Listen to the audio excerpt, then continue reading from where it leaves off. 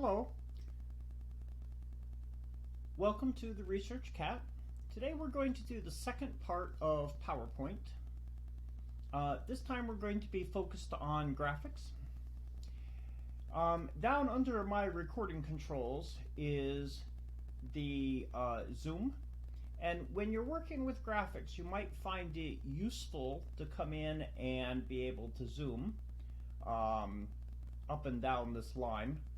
I typically work with mine somewhere around 60%. And what we're going to do today is we're going to pretend that we have all the content in, and we're going to work now with what sort of designs that we want. Now you'll see off to the side, I keep the design pane open here. You can turn it on and off with this key here in the home panel. And from here, they're going to give you different options that you can put in with each slide. This is quite useful for a quick way to differentiate slides and make them a little bit easier and customized so that your slideshow doesn't look exactly like every slideshow out there. Now, if you keep track, the last time we worked with the toolbar up here, and we worked primarily on the home pane. Today we're going to be working with the insert pane and the design pane and the transition pane, which is here. And we have our slideshow that we were doing before we were setting up Ravenloft. Now, we also have the notes pane down here and our slide sorter that is along the side along with the main pane. The first thing that I want to do is I want to come up with a theme that's going to run down, and to set up that theme I'm going to come to the design pane, and over here I want to just pick one of these. Now you can go over and you can browse for themes by having it downloaded, or if I was signed into office.com, I'd be able to get updates there and you can browse online. There's only like a bazillion, literally, different themes out there. I typically like to keep my themes relatively simple. And if I'm going to be printing something on paper, I'm going to print it and make it relatively easy to do. When I come over to something that has some text on it, say for this one, for instance, I'm going to choose something that's probably more printer friendly. But this one particular one is going to go out by virtual. I'm going to send it out by email. So I want to pick something, maybe this one, and when you choose it, it will apply through all your slides. Now it is possible to change that each slide can have its own style for whatever you want. While you can do this, I wouldn't really recommend it, and I've seen even where people get a little carried away and they'll have a yellow slide and a green slide and a blue slide and a purple slide and a pink slide. And I guess that works fine if you want your audience to get sick. But in general, you want to stay with one theme and push that one theme throughout, just having small variations, maybe sectional variations. So when I come down to the first act, perhaps I would have it be this one. And then we'd return back, and then the second act, after about 10 more slides, I would go and choose that one so that it's instantly recognizable what I want to do. I'm not really looking to do that here, so I'm going to go back to it. You can use Control Z and Control Y to move forwards or backwards. Control Z moves you backwards, Control Y moves you forwards. Depending upon how much RAM you have free is how much many undos you can do. That's your Control Z, how many times you can go backwards, and about how many you can go forwards. The more free RAM you have in your machine, the easier it is to go. And sometimes if you're working especially in a lot of graphics programs, for instance, you're going to find that you can only go backwards maybe 5, 6, 10 steps. I work on a pretty decent machine, so when I'm working on a graphics program, I can typically move back about 20 to 25 steps. And then after that, it doesn't give me those options anymore. So we have the first one. I don't really want, this is fine, but I'm going to put it with a little frame around it. And then we're going to start this, because this slide, if I was doing this for real, wouldn't exist. So on here, I have my title, which is large. And if this was an academic essay, my name would be understated, along with perhaps the teacher's name or the class name that I'm using. So we're going to move forward. Now, over here before, we had this set up so that it was titled as portrait. And the reason that we were here with a portrait was because this was a placeholder until I got around to being able to get the content in. We're at that spot now.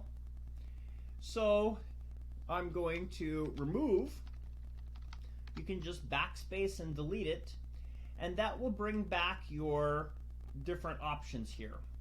I'm going to go to Pictures, and in Pictures, I've already set up a folder called Ravenloft.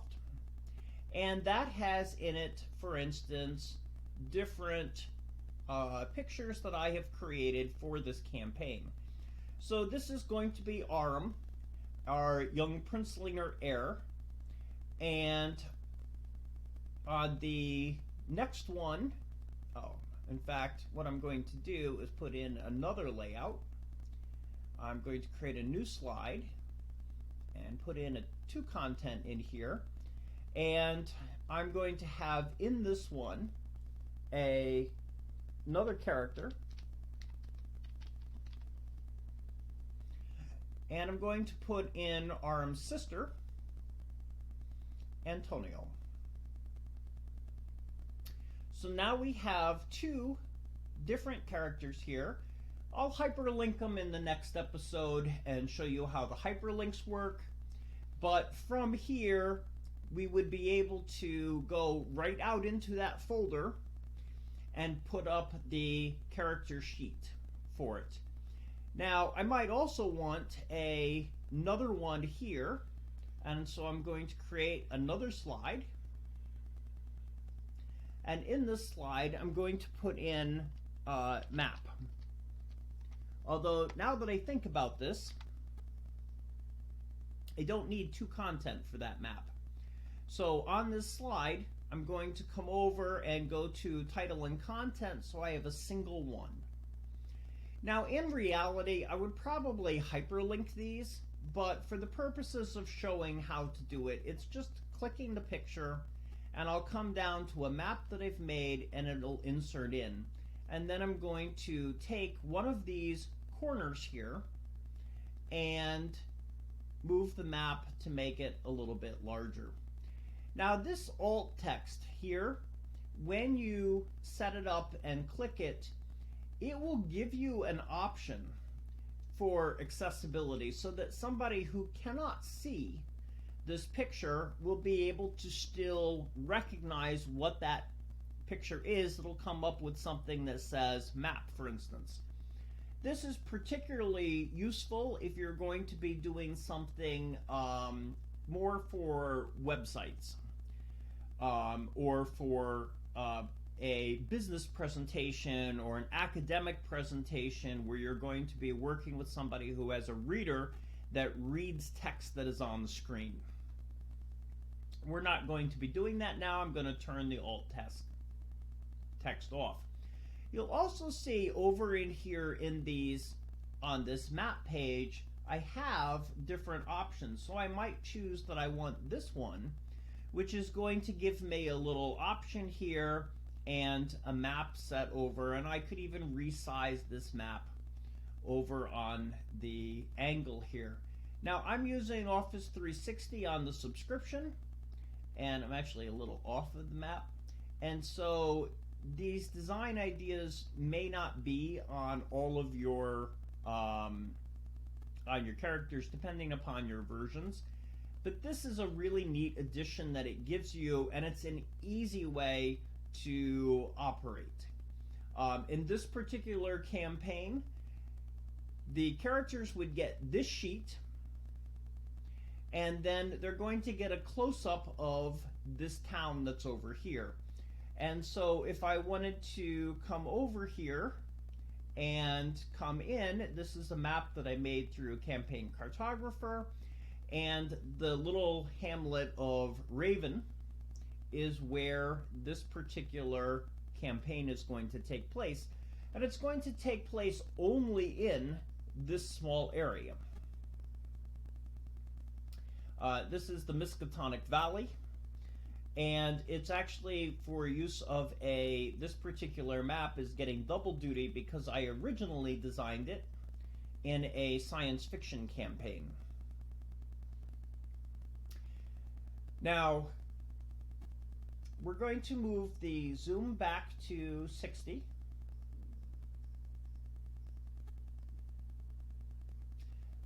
Which is the size I typically will work on because I can see the entire screen all at once. One of the bad habits that I have, and you'll see it, is I tend to use my mouse wheel. I have two different graphics programs that the mouse wheel moves you in and out on the zooms, and so I tend to do that. And in actual fact, in PowerPoint, the mouse wheel moves you up and down in slides, which is a little less useful to me. And so I have a habit of moving between slides with my mouse rather than changing the actual options. Now, one of the things that students sometimes had trouble with when I was working with them is that they lose, because perhaps they bring up the notes, they lose these little parts, and then you can move them up here, but now I've lost the top. So if you needed to resize it, choose one of the ones that is on it. You can resize it, and if you hold Control down and you resize it, it'll prevent you from being able to, say, make it thinner or wider than it originally did, because Control will keep and lock the aspect ratio, which means that here I can move it and make it skinnier, which will distort the map. And I don't necessarily want to do that. By holding Control down, you lose that option, and it will keep your shape with the same dimensions that it had before. So you might change the size, which is the scale, but you won't change and distort the map. So this is a potential option. I'm just going to straighten it up a little bit, and then we'll move on. Now, as we come through and we set this up, perhaps I decided that I wanted to create a picture here, but there isn't a picture, or I want to add text, but there isn't a text box. That's going to be on the insert part. I can put in, for instance, a picture. I'm going to choose from this device. I'm going to choose Avis here, and I'm going to insert, and then I'm going to modify it and bring it down to a smaller picture here. It gives me suggested text, but in actual fact, I'm probably not going to use that. And then I have different options here, for instance, of coming over here or down to here. I kind of like this one. Again, I don't really need the accessibility option, so I'm going to put it off to the side. If you're going to be working in websites, or you're going to be doing in academics, creating slideshows that go out to the class, I would suggest getting used to the idea of having some sort of accessibility text here. You can come in here and I can change this to be a change this to show Avis, who's a ranger. Right. And then if a text reader is on this, it will pick up the text that I put in and come in. And instead of using this, I would probably want to say this with a little more description for somebody. This character is a portrait of Avis, who is a ranger in the Ravenloft campaign, so that the reader gives somebody who cannot see the picture an option of what is there.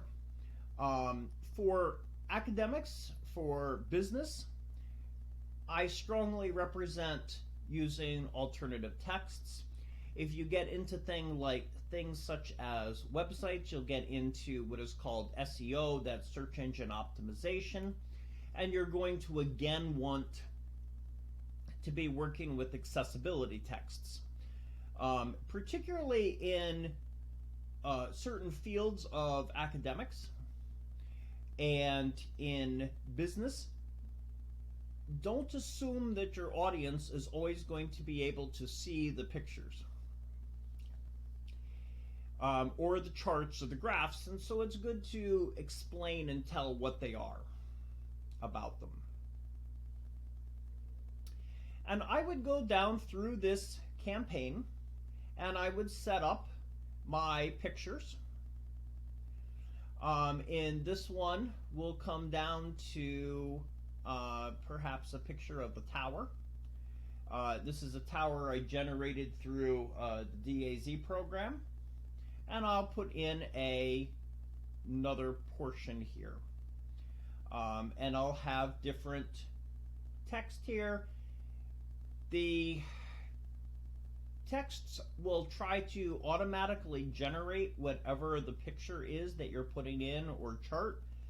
And it does a pretty decent job. I'm usually fairly surprised by how well it is.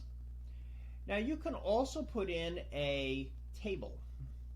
And you can create a table right off of here and say, I want to put in whatever this table's going to be. In this particular case, I'm going to just Control Z backwards. Perhaps I know that I'm going to have 5 players.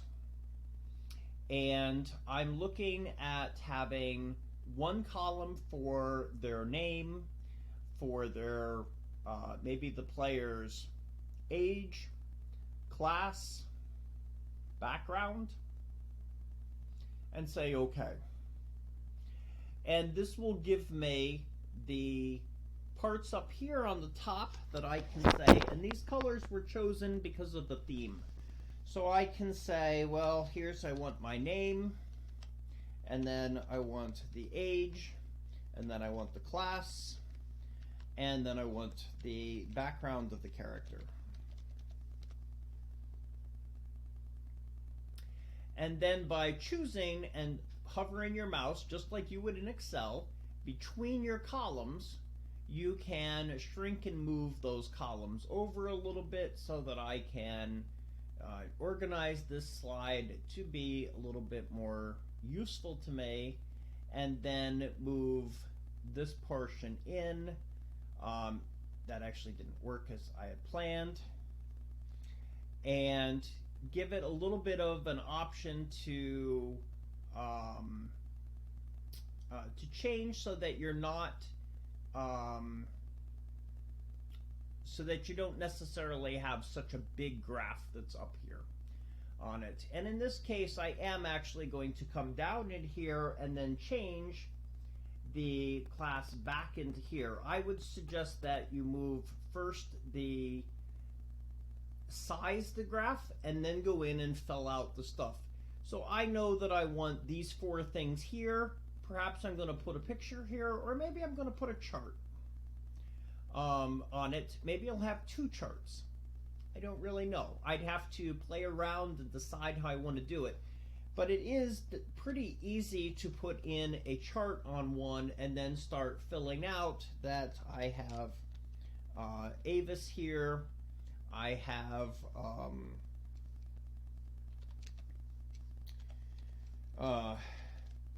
Valentio, and then I have Arum, and I'm going to move them over to the side. By having some pre-generated characters, I don't have to try to explain to my players that this Ravenloft campaign is going to take place in a Romanesque something that is going to evoke images of an anachronistic Roman Empire. And so I will just continue to fill these out and get them ready. Typically, I will give my players an option, and that's why I might end up with 2 charts. That this chart would be of males, and I'll have another chart of females that'll have the same character sheet. So there's Avis, and then there's, I don't know, Avria. And one's male, one's female. Other than that, they're the exact same characters. I have only 1 character sheet with 2 different names on them. And then that gives my players an option that they can choose to play a male or a female on it.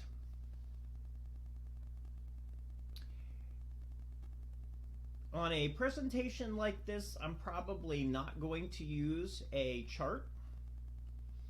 But if you decide that you want to use a chart on it, I'll do a separate video later outside of these 3 parts on how to set up the charts correctly. One of the problems that people have when they set up the charts is they, particularly in the beginning first years of college, they don't exactly know what they want to make their chart of. And you use different charts for different areas of what you want to do. For instance, in something like a line graph where you're plotting out a point, you're typically using actual numbers. I have so many of this thing that I'm measuring, whatever it is. And then I change the X column, which is down here on the bottom, and I'll change that to be whatever it is that I'm measuring. And then the Y column, which is the part that's the 0 to 6 right now, that's going to be the scale of what I measure, and I can change all of that. If I'm doing something like a pie graph, however, this is typically used more in percentages. And so you actually want to use the chart that is correct for whatever it is that you're displaying and showing. As you move into the mathematical and scientific fields, the charts are nice to have a quick glimpse of something, but what you're going to get is a comment that you need to have the where is your data coming from, and you should have your data available. That's where the hyperlinks can be quite useful, that I can link out to the study where the data was pulled from, or to the charts where it came from, or to an access program table, or you can actually link out to an entire program such as this, and you can link out. So I have my percentages here, but I'm going to have on that same slide, I'm going to link out into access where that data comes from. And then from here, this is pretty much just where it came from. Now, and here, because I didn't have anything, I didn't have any data here, it went out and it created a little bit of PowerPoint there so that I could start putting the stuff in. If we go through it again,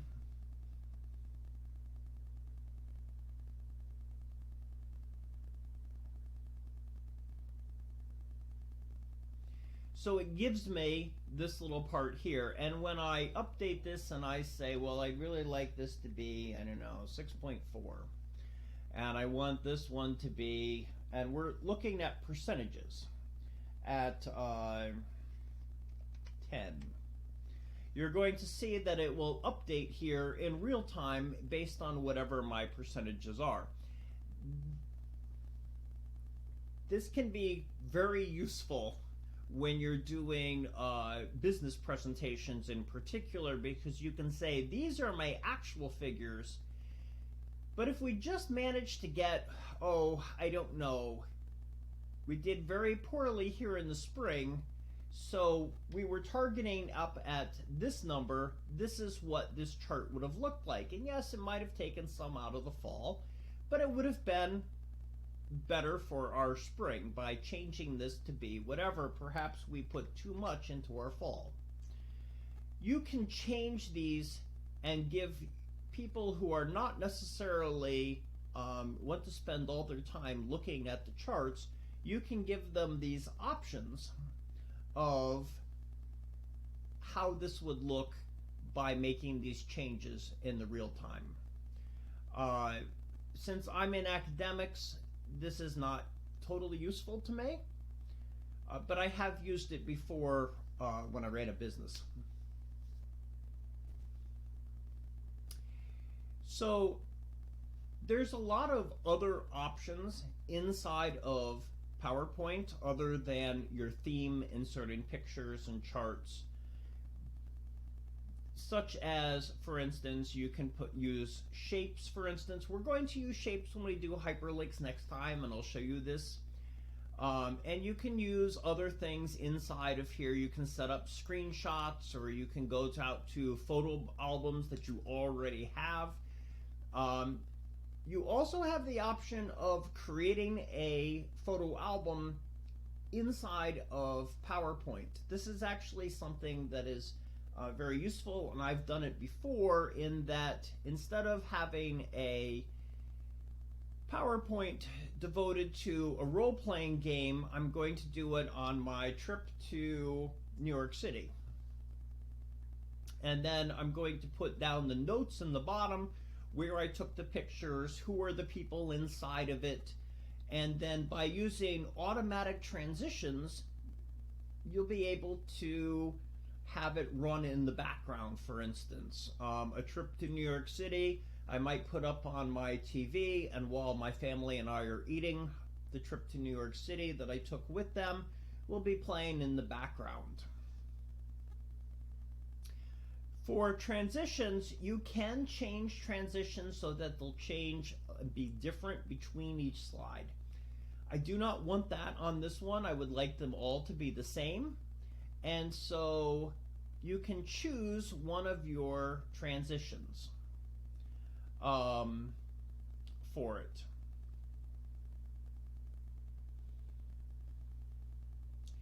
And the transitions can be fun to play with. However, it's the same with the themes. Whichever transition you end up taking, you want that transition on each of them. I have seen students where they decide they want every slide to have their own transition. So in this particular one, I kind of like the honeycomb, and I want to apply them to all. And I give a little thing here that says it has an animation on it, which is where I'm going to play each of those transitions throughout it. And then I would test the slideshow by just going from the beginning. And there goes my honeycomb effect, and a mouse click or a space bar will advance me each time. Escape will leave this particular part, and I'll come back out.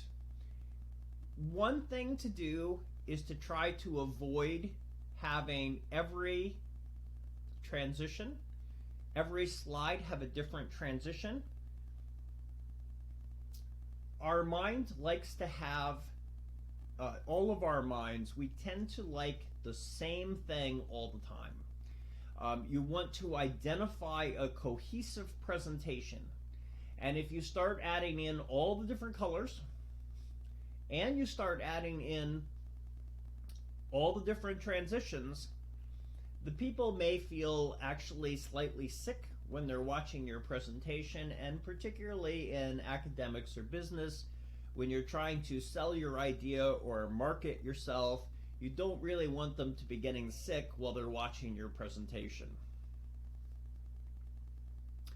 There is an animation key here. I can do this also at a different time. You can create it so you can have planes zoom in and out. What I tell students in the first year is to be careful adding in all the special effects. Special effects lose impact if you use them too much. So what you typically want to do is have a simple transition, a simple theme, a couple of pictures that you've done. In this case, I didn't have to source the pictures. I wouldn't even have to source them in academics because I created them myself. And if you create them yourself according to the license agreement of the software, there's no problem. If I was using this, however, and I was taking a Google image, it's not enough to say that I got this image from Google down at the bottom. Google.com is not a source site. It's the search engine that brings up the source sites. So this would end up being something like campaign cartographer.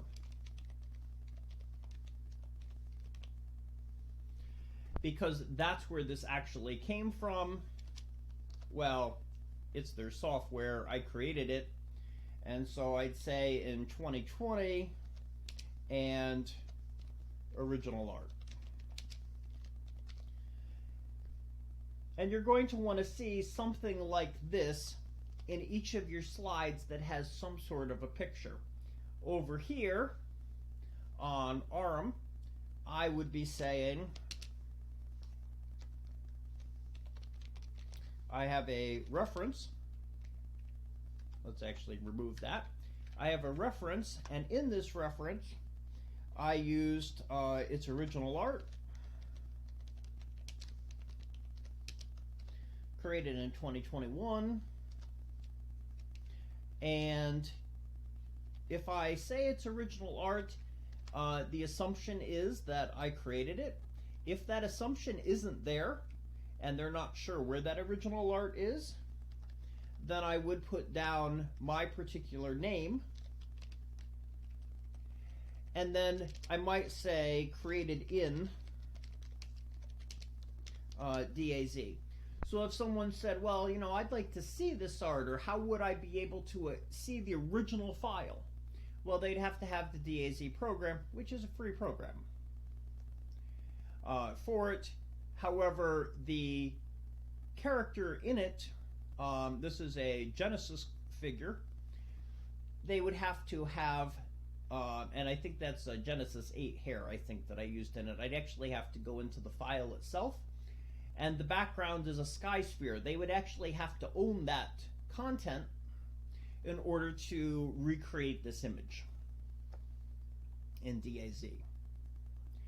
So this gives you a brief glimmer of where to be able to get your ideas and to create a cohesive show fast.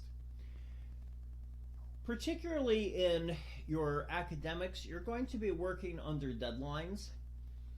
And unfortunately, what I have done is I have seen students that they spend so much time on the art, which is kind of fun, that their content is lacking.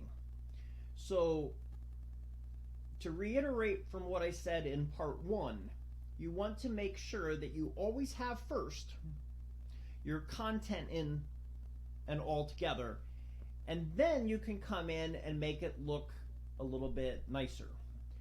That also helps out when you're adding charts, or you're adding in graphs, or you're putting in particular titles or title screens, because once your content is in, you can organize it around it. You want to keep your themes cohesive, and you want to keep them simple.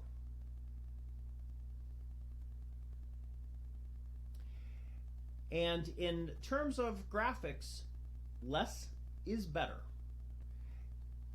A few high quality graphics, animations, transitions will have more impact than a horde of graphics and pictures and transitions. So it's better to spend time getting one or two things exactly right than to have 20 things out there that are only of mediocre quality. I hope that you found this helpful. You can feel free to leave any comments down in the section under the video. And part 3, I'm going to deal with in hyperlinks and the organization of the folders, because when you're starting to put content in, you want to have all your folders prepared ahead of time. And we'll spend a little bit of time with that. Thank you very much. Take care.